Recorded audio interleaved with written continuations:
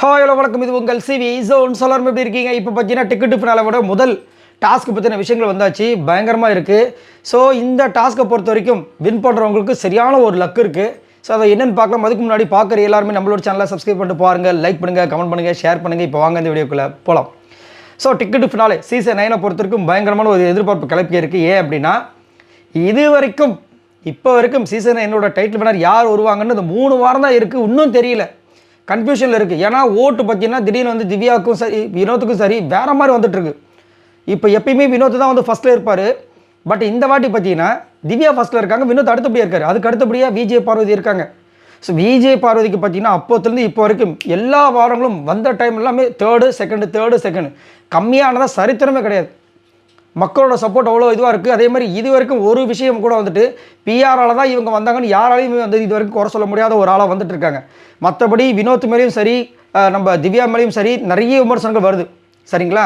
So இப்போது இந்த ticket finale ஒரு சரியான ஒரு சம்பவத்தை கொடுக்க போகுது. ஏன்னா இந்த டிக்கெட்டு ஃபினாலே வந்து யார் வின் பண்ணுறாங்களோ அவங்க ஸ்ட்ரெயிட்டாக அந்த டாப் 5 போய் உட்காந்துருவாங்க. அப்படின்னு இருக்கும்போது என்ன தான் ஓட்டு இருந்தாலும் வேறு வழியே இல்லாமல் வந்து வெளியே போகிறதுக்கு வாய்ப்புகள் ஒரு சில பேருக்கு அடிக்கும்.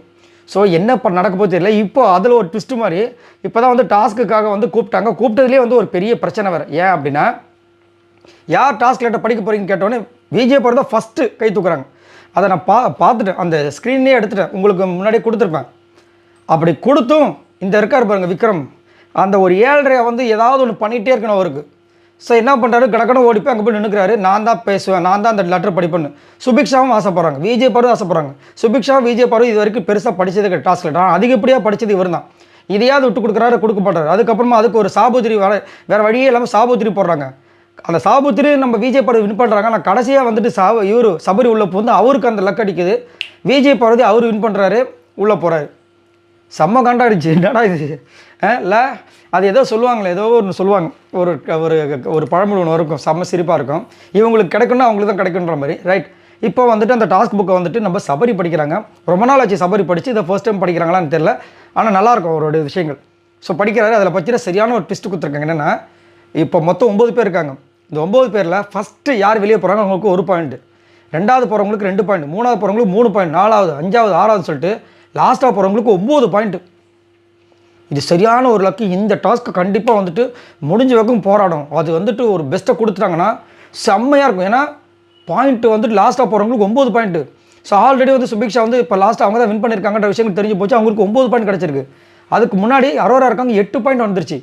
புரிஞ்சுக்குங்க எப்படி இருக்குது பார்த்துக்குங்க. ஸோ இதில் வந்து அரோராவுக்கு சப்போஸ் டிக்கெட் ஃபைனலில் கிடச்சிச்சின்னா அவளை, ஏன்னா இவ்வளோ பாயிண்ட் வருது. ஸோ யாருக்கு அந்த பாயிண்ட் கிடச்சிதுன்னா அவங்க இப்போ 8 பாயிண்ட் 9 பாயிண்ட் வந்துச்சுன்னா இதுக்கப்புறம் ஒரு டாஸ்க்கில் 1 பாயிண்ட் 2 பாயிண்ட் வச்சாங்கன்னா ஓகேயா.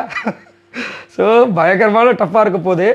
ஸோ என்ன நடக்க போது தெரியல, யாருக்கு அடுத்த கட்டத்தில் வந்து வரப்போகுதுன்னு தெரியல. சரி, ஓகே, பார்க்கலாம். உங்களுக்கும் ஒரு பதட்டம் இருக்கும் கண்டிப்பாக. யார் இந்த டிக்கெட் ஃபினாலே வின் பண்ணுவாங்கன்னு நினைக்கிறீங்க? உண்மையிலே யார் வின் பண்ணுவாங்கன்னு நினைக்கிறீங்கிறது ஒரு பக்கம், யார் வின் பண்ணணும்னு நினைக்கிறீங்க மறக்காமல் கமெண்ட்ஸ் பண்ணுங்கள். பாய் நண்பர்களே.